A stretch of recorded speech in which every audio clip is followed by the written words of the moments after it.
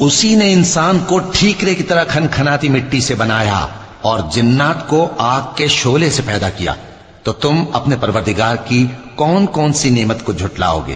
وہی دونوں مشرقوں اور دونوں مغربوں کا مالک ہے، تو تم اپنے پروردگار کی کون کون سی نعمت کو جھٹلاؤ گے؟ اسی نے دو دریا رواں کیے جو آپس میں ملتے ہیں، مگر دونوں میں ایک آڑ ہے کہ اس سے تجاوز نہیں کر سکتے، تو تم اپنے پروردگار کی کون کون سی نعمت کو جھٹلاؤ گے؟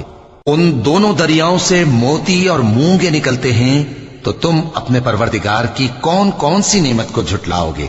اور جہاز بھی اسی کے ہیں جو سمندر میں پہاڑوں کی طرح اونچے کھڑے ہوتے ہیں، تو تم اپنے پروردگار کی کون کون سی نعمت کو جھٹلاؤ گے؟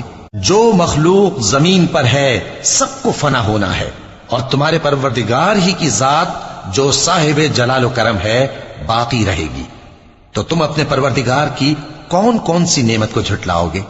آسمان اور زمین میں جتنے لوگ ہیں سب اسی سے مانگتے ہیں، وہ ہر روز کسی نہ کسی کام میں ہوتا ہے، تو تم اپنے پروردگار کی کون کون سی نعمت کو جھٹلاؤ گے؟